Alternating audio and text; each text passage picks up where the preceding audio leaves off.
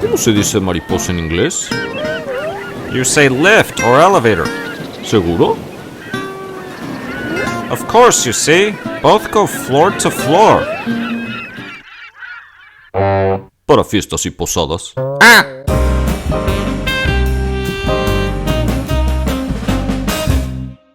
Usually, in this channel, I like doing a Spanish video and then an English video that covers the same material, usually, roughly, as the Spanish version.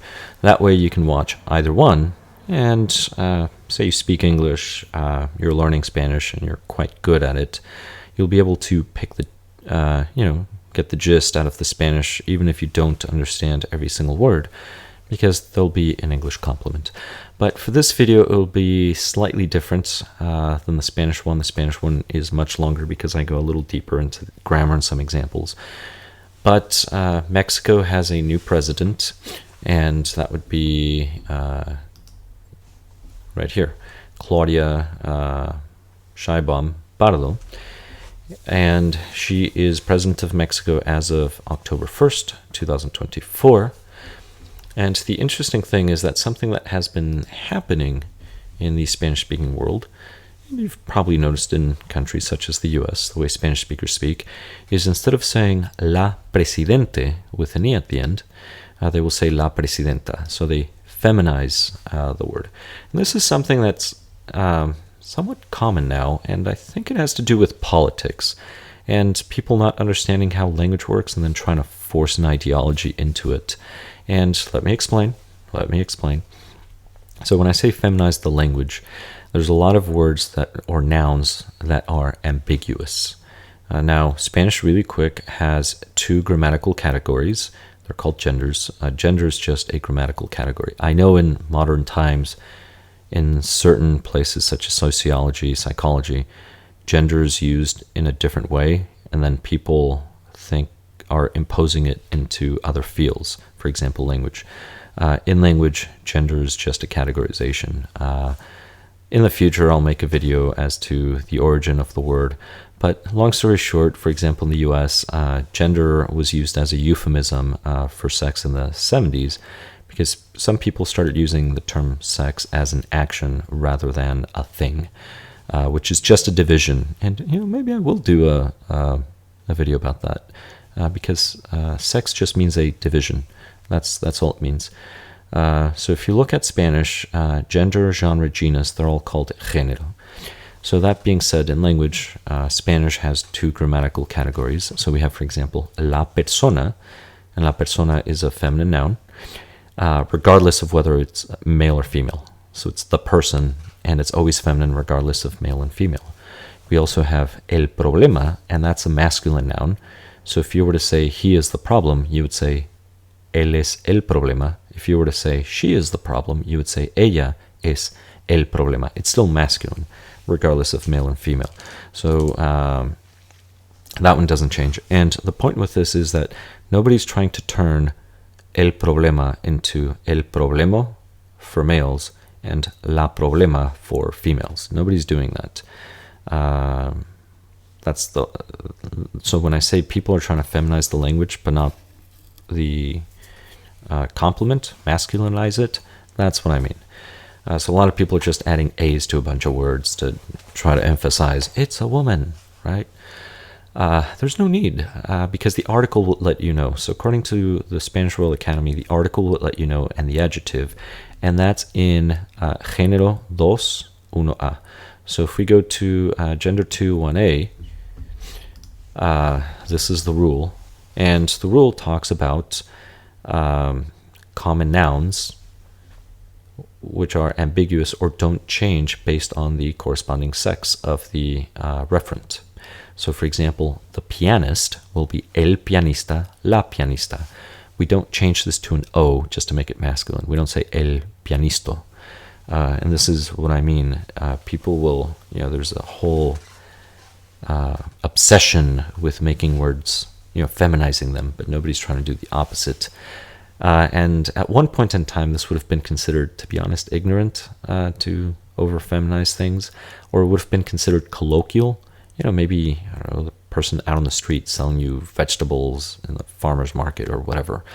But this was something that in academia, not really.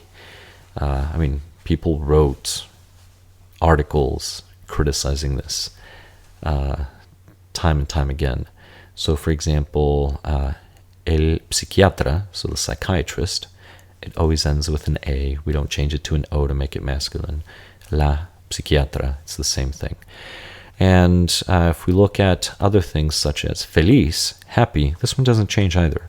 It's el padre feliz, the happy father. La madre feliz. We don't add an A to this to make it la madre felisa, which is interesting because the words that are generally being feminized are words that are positions of power, let's say. Interesting. But nobody's feminizing the other words. And nobody's trying to masculinize words and jobs either. For example, el astronauta, that ends in an A. Nobody's saying el astronauto. Go figure. But the opposite is happening. So, la silla confortable, nobody says la silla confortable.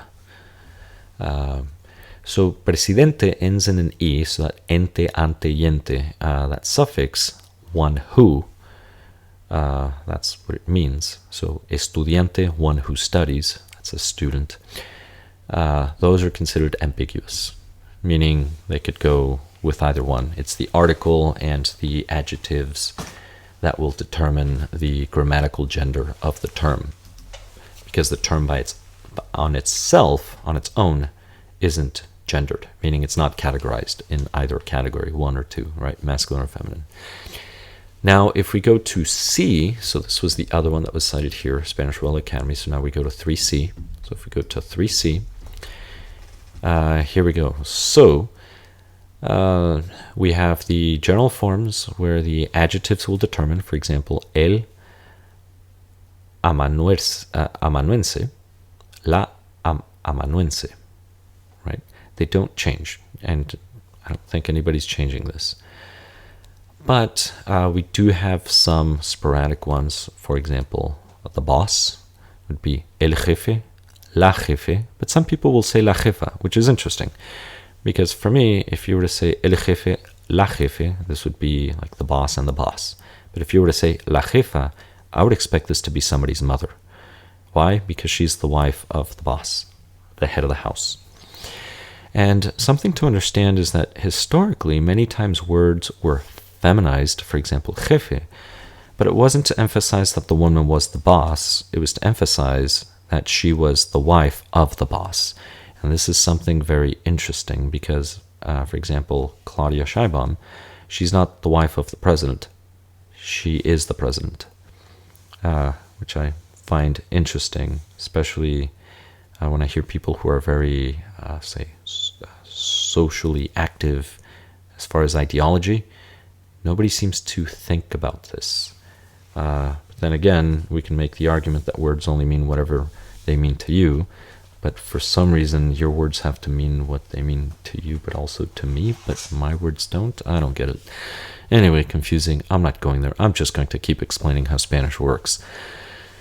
So, these are some of the things that you need to keep in mind. Spanish does have some, say, ambiguous words. It's generally the article and the adjectives that will give the gender, meaning the categorization in the language. Although some people colloquially will use, for example, la jefa. They'll use things such as la clienta for the client, even though it's just la cliente. And the reason behind this is if you have a client, the sex of the individual does not change whatever the duty, the action, the place, or role. And that's the most important thing. If someone is president, the duties are the same, the expectations are the same, for example, regardless of whether male or female. And that's what I think a lot of people don't understand, and that's why, so many exceptions to grammar now, because of social ideology, I'm going to say. But some people will cite, for example, they'll say, well, what about sirvienta? People say sirvienta all the time. And you're right about sirvienta. So you could say el sirviente, the servant, la sirviente, the servant, female in that case. Now keep in mind that el sirviente, that one could be male or could be just the general form. I don't know, I don't care, it's just a servant. Now la sirvienta is generally going to be a female. So keep that in mind. And if I ever do videos on how grammatical gender works in Spanish, you'll understand. It's pretty simple, actually. But the thing with servant is when you go to la sirvienta, that A, yes, you could say that A, maybe she wasn't the actual servant, maybe she was the wife of the servant, and that is a possibility and that would make sense. But also, if she is the actual servant, the thing is that her sex actually does matter in the roles that she does for certain jobs. For example, changing diapers, right? Nursing a child, washing the intimate garments of the lady of the house, or even bathing the lady of the house. Most people would probably not hire a male to bathe the lady of the house. Just keep that in mind. So in that case, la sirvienta, that A actually packs more information. It doesn't pack information about the sex of the individual, right? The gender of the article, la, packs the information of the sex of the individual. That A in sirvienta actually packs the role that that servant would have in that household or in that job.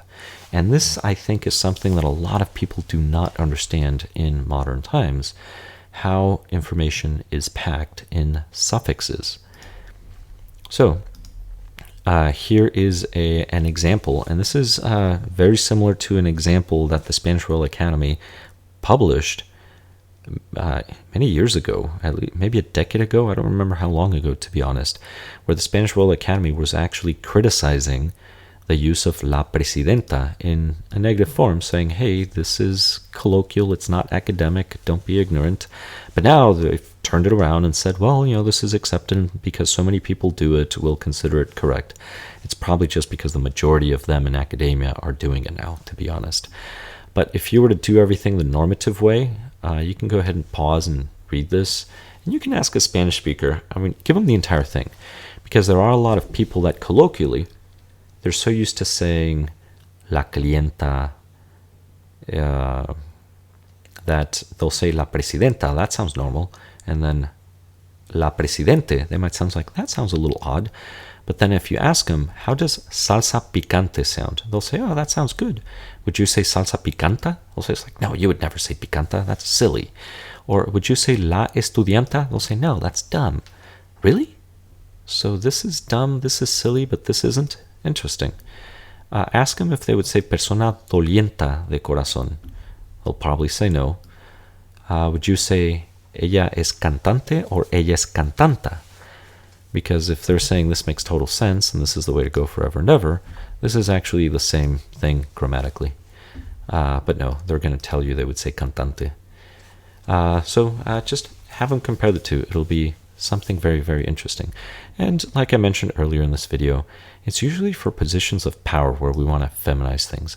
We never want to masculinize words. Like I said, nobody was going to say el persono. It's always la persona. But notice in a student, that isn't a position of power. Nobody cares. Spicy or prickly, in this case spicy salsa, nobody wants to change it. Singer, that's not a position of power. Nobody wants to change it, which I find interesting. Now, since we're on the topic of presidents, something that I find funny, and this is going to be a social critique, right? There's the disclaimer. In the United States, my God, they always teach us how sexist and chauvinist we Hispanic males are. Fascinating. And the reason why I say this is I remember I took a course in uni, and it was History and Politics of U.S. and Latin America, and half of the course was talking about machismo. And I thought, okay, yeah, whatever, a waste of time. Anyway, that aside, I'm not saying studying it is a waste of time in general. I'm talking about the time that we spent there. And the reason why is some of you are probably shocked, and you're thinking, it's like, Mexico has a woman president? What? Yeah.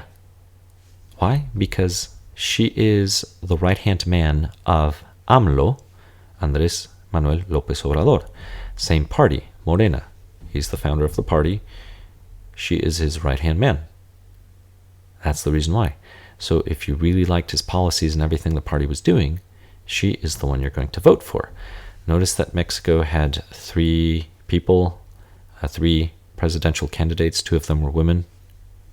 So two of the three were women. The guy, he had no chance, to be honest. Anyway, that aside, so she won. Now, she has been playing the card, as they say typically in the U.S., right? The women's card. She even had a pre-Columbian style ceremony to bring him to the presidency, and she's made a big deal. And women will make change. She has to be careful when she does that, and women have to be careful because, again, she belongs to this party founded by this man. She was the right-hand man, so maybe all of his politics were his, and maybe her politics will just follow and build on what he started. And to be honest, male or female doesn't really matter in politics, and I'm not going to go into it very much, but look, women president in another Hispanic country. Where? Oh, Nicaragua. Oh, did any of you know Nicaragua had a female president? Interesting. Right? All right, well, maybe she was the only one. Oh, wait, what? Panama? Mireya? Interesting, 1999? 2004? This would be George W. Bush, his time. Oh, interesting.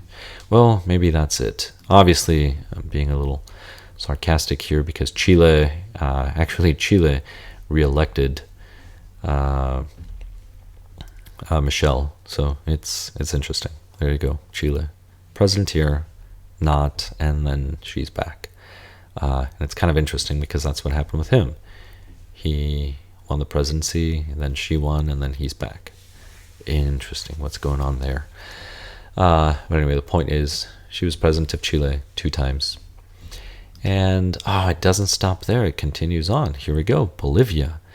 This was in the 70s, late 70s, so 1979 to 80. And what is this? Another president in more recent time? What happened here?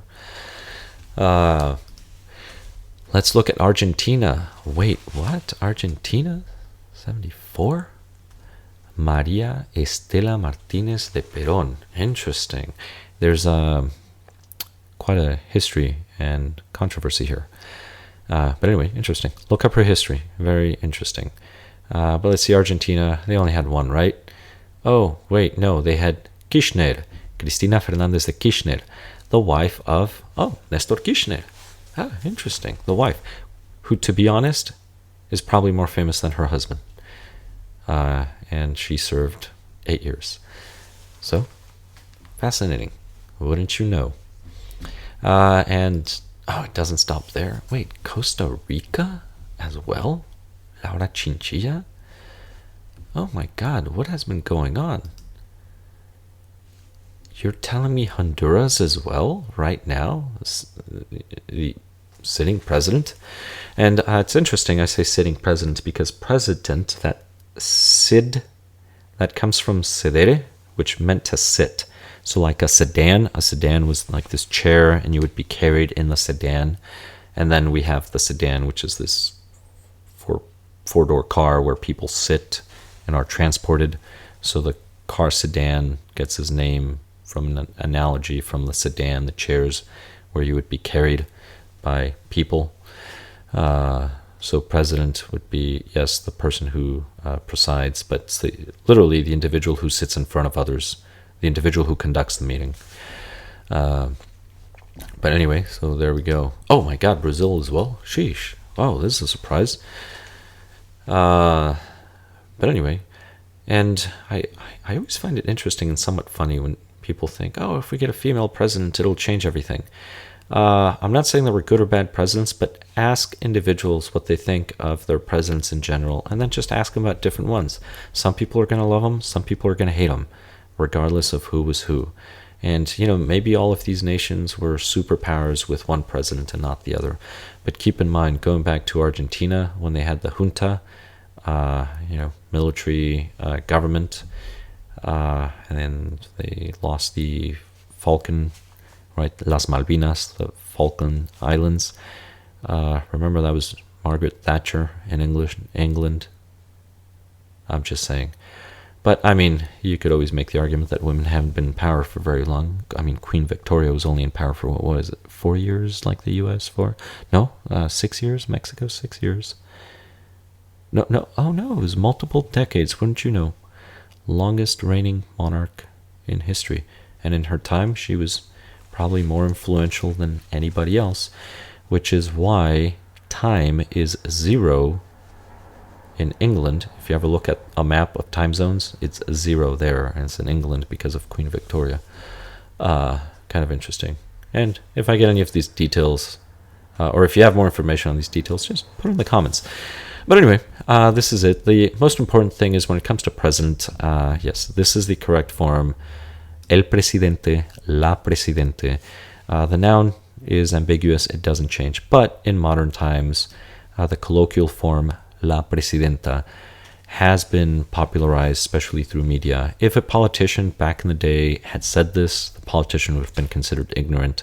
Nowadays, I guess it's hip, common, and the Spanish Royal Academy, most of their current members probably do the same thing, which is why now they encourage it, whereas a few years ago they strongly discouraged it. But anyway, we'll let that one be. This being said, thank you very much for humoring me. I hope this information was useful, entertaining. Thank you very much, and I'll catch you in the next one.